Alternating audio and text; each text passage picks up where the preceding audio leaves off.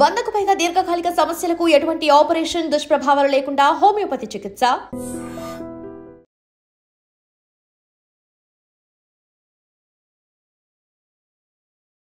నమస్తే, welcome to I dream weekend update with Kavitha.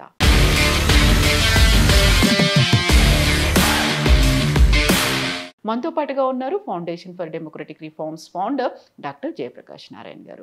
Sir నమస్తే. Sir నమస్తే కవిత. So ఇప్పుడు శ్రీలంక, బంగ్లాదేశ్, నేపాల్ అక్కడ ఎందుకని ఇలాంటి పరిస్థితులు తలెత్తాయి సార్? మనకున్న అవకాశాలు ఎక్కడ లేకపోవడం. శ్రీలంక ఉన్నది. ఒక చిన్న ఉదాహరణ చెప్తాను. ఇన్ని భాషలను మనం ఇముడ్చుకుంటే 22 భాషలు రాజ్యాంగంలో మనం పాత్ర కల్పించి అయినా దేశంలో భాష మీద ఎక్కడ గొడవ లేదు. ఏదో కొంతమంది రాజకీయ లబ్ధి కోసం తాత్కాలిక గొడవ చేయడం, కానీ ప్రజల్లో భాషల మీద ఎక్కడ గొడవ లేదు. శ్రీలంకలో 2 భాషలు ఇముడ్చుకోలేకపోయినారు. తమిళము, సింహళ భాష, మెజారిటీ భాష సింహళ భాష. 2 భాషలను కుదుర్చుకోలేక ఒక ఫెడరల్ వ్యవస్థ నిర్మాణానికి ప్రయత్నం చేయక ఒక నరమేధానికి దారితీసింది. దానివల్ల ఏమైంది? పార్టీలలో ఒక కళ్ళగట్టిన స్వభావం, ఒక హింస అనేది సమాజంలో అంతర్భాగంగా ఉండిపోవటం. సరే, అవినీతి మన అన్ని దేశాలు, మన దేశంలో ఉంది, అన్ని దేశాల్లో ఉంది. మరి రాజపక్ష కుటుంబం కానీ అన్ని అధికారం అంతా వాళ్ళదే, మొత్తం ఆ కుటుంబమే, అన్ని పదవులు వాళ్ళవే. రాష్ట్రపతి ఆ కుటుంబమే, ప్రధానమంత్రి, డిఫెన్స్ మంత్రి, మరో మంత్రి, ఆర్థిక మంత్రి, మరో అన్నీ వాళ్ళే. అన్ని కీలకమైనవన్నీ వారి, అన్ని కమిషన్లు, అవినీతి, మంచి పరిపాలన అన్న భావం ఆ పరిస్థితుల్లో వచ్చింది. అలాగే బంగ్లాదేశ్ తీసుకోండి. ప్రతిపక్షాన్ని మీరు చంపేస్తే ఇప్పుడు ప్రమాదం ఉంటుంది. ప్రజల్లో ఇప్పుడు ఏ పార్టీ వచ్చినా కూడా సమాజంలో ఆ పార్టీ మీద విమర్శ ఉండాలి, సహేతుకమైన విమర్శ ఉండాలి, నిరసన చెప్పే హక్కు ఉండాలి. ఆ నిరసనకి ఒక మార్గాన్ని చూపెట్టి ప్రజలను సమీకరించేటువంటి సంస్థలు ఉండాలి, అవి పార్టీలే. మీరు అధికారులు ఉన్నారు కదా చెప్పిన షేక్ హసీనా ఏం చేసింది? పరిపాలన బాగా చేసింది ఆవిడ. ఆర్థికంగా బంగ్లాదేశ్ని బాగా నిలబెట్టింది ఆవిడ. ఆవిడ ఉన్నంతకాలం కూడా బంగ్లాదేశ్ ఆర్థిక ప్రగతి బ్రహ్మాండంగా ఉంది. మనకంటే తలసరి ఆదాయం పెరిగింది బంగ్లాదేశ్లో. మనం వాళ్ళని చూసి నేర్చుకోవాల్సిన పరిస్థితి వచ్చింది కొన్ని రంగాల్లో. కానీ రాజకీయ విషయంలో మాత్రం అక్కడ చాలా కాలంగా పక్షపాత రాజకీయాలు, కక్షపూరిత రాజకీయాలు ఉండటం చేత. ఎందుకంటే షేక్ హసీనా తండ్రిని, తల్లిని, కుటుంబం మొత్తాన్ని మినహాయించి అందరినీ చంపేశారు 1975లో ఆగస్టు మాసంలో, మన స్వతంత్ర దినోత్సవానికి ఒక రోజు ముందు. ఆ మనసులో బాధ, కసి ఉంది. అలాగే వేరే వాళ్ళ అధికారులు, బేగం జియా వాళ్ళ అధికారులు ఉన్నప్పుడు ఈవెంట్ చాలా నానా హింసలు పెట్టారు. దానికి ప్రతీకార చర్యలు తీసుకోవాలన్న కోరిక, అసలు ప్రత్యర్థులు ఉండడానికి వీలేదనే భావం ఎప్పుడైతే కలిగిందో, మీకు మనసులో ఏదన్నా అశాంతి ఉన్నప్పుడు, ఏ పరిపాలన ఉన్నా కూడా ఒక భేద దేశంలో అశాంతి చెలరేగడం అనివార్యం. అనుకున్న ఆశలు నెరవేర వెంటనే దానికి ఒక అవుట్లెట్ ఉండాలి. మీ మనసులో భావాలు చెప్పుకోవడానికి, విమర్శించడానికి, గొంతె తెరవడానికి ఆ స్టీమ్ లెట్ ఆఫ్ చేయాలి. ఆ ప్రతిపక్షాన్ని మీరు చంపేస్తే చివరికి ఏమవుతుంది? అది వ్యవస్థని కూల్చేసే ప్రమాదం వస్తుంది. అలాగే నేపాల్లో జరిగింది ఏమిటి? గత 17 ఏళ్లలో 2008లో అక్కడ రాచరికాన్ని తొలగించి మేము ఒక ప్రజాస్వామ్య రిపబ్లిక్ నిర్మాణం చేసుకున్నారు. ఈ 17 ఏళ్లలో 14 ప్రభుత్వాలు మారినాయి, ఇప్పుడు మారిన ప్రభుత్వంతో సహా. గత 3-4 ఏళ్ళు చూడండి. 2022 నవంబర్లో కొత్త పార్లమెంట్ ఎన్నికైతే చూడండి ఎంత విచిత్రమో. 3వ పార్టీ 35-36 సీట్లు ఉంది. ప్రచండ అని చెప్పని, పుష్ప కమల్ దహాల్ అని చెప్పని గతంలో మన నక్సలైట్ నాయకుడు, ఆయన అండర్ గ్రౌండ్ ఉన్నాడు. ఆయన పేరు పుష్కుమార్ దమాల్. ఆయన ఈ పార్టీలని, 2 పెద్ద పార్టీలని పక్కన పెట్టి, ఆయనకి మరి సంఖ్యాబలం లేకపోయినా కూడా ఈ ఇద్దరి మధ్య, పెద్ద పార్టీల మధ్య పోటీ ఉంది కాబట్టి, ఏ పార్టీకి మెజారిటీ లేదు కాబట్టి, మొట్టమొదట ఇతర కమ్యూనిస్ట్ పార్టీలతో చేతులు కలిపాడు. వాళ్ళని వదిలేసి మళ్ళీ తర్వాత ప్రధాన ప్రత్యర్థి నేపాలీ కాంగ్రెస్తో మళ్ళీ చేతులు కలిపాడు. మళ్ళీ వాళ్ళని వదిలేసి మళ్ళీ ఇతర కమ్యూనిస్ట్ పార్టీలతో చేతులు కలిపాడు. చివరికి ఈ 2 పెద్ద పార్టీలు కలిసి ఆయన్ని దింపేసి వాళ్ళు వచ్చారు అధికారులు. అంటే ఏమైంది?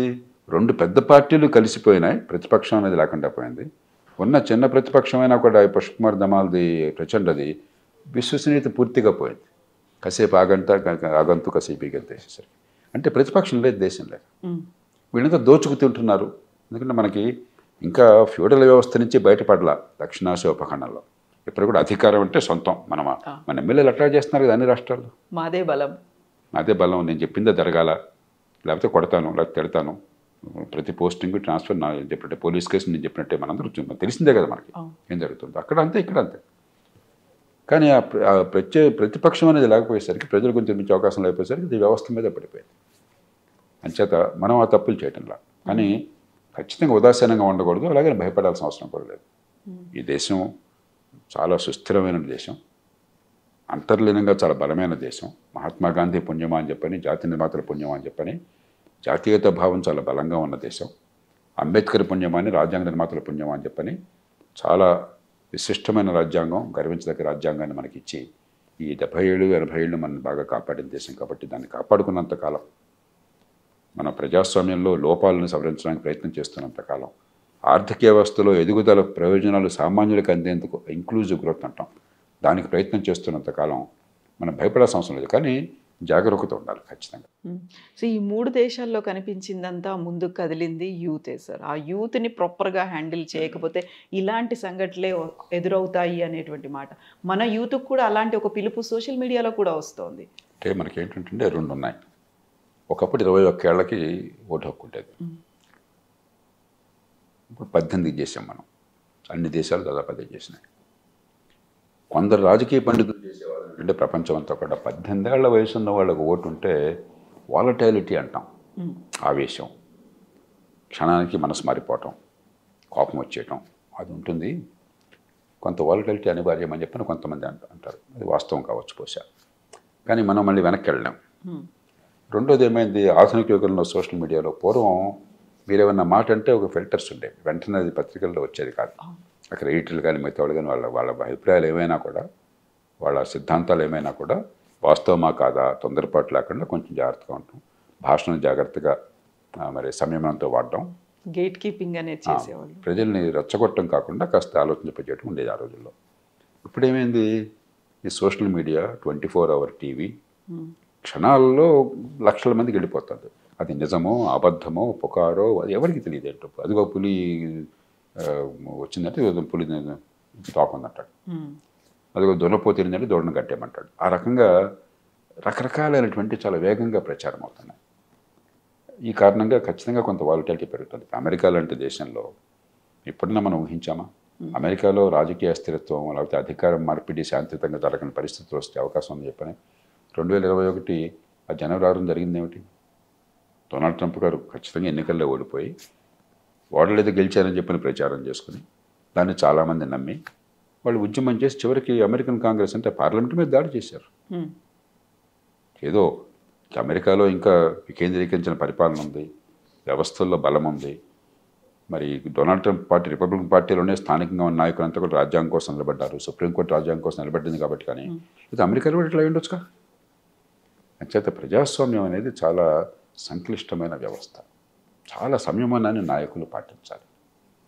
నేను ఓడిపోయినా కూడా గెలిచానని బొకాయిస్తూ ఉంటే ప్రజల్లో ఆ రకంగా ప్రచారం చేస్తే దేశానికి చాలా ప్రమాదకరం. దాని నుంచి మనం నేర్చుకోవాల్సిన పాఠం అది. Thank you so much sir. Thank you sir. And for more videos, Please subscribe to iDream. Please subscribe to iDream. Please subscribe iDream. And please subscribe to iDream. For more videos, subscribe to iDream. please like, share and subscribe to the channel. Congratulations, iDream. Subscribe to iDream. Subscribe to iDream. So subscribe to iDream Media.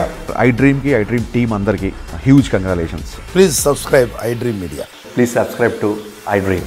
Subscribe iDream. Please subscribe to iDream. iDream అంటే నా కళల ఛానల్ను subscribe చేసుకున్న నోరు తిరుగుతలేదు, మీరైతే గంట గుర్తు కొట్టండి. For more such videos, please subscribe to iDream. Subscribe to iDream. Please subscribe to iDream. Please subscribe iDream Media. Please do subscribe to iDream. Please subscribe to iDream Media. For best entertainment and information, please subscribe iDream. And don't forget to subscribe to iDream.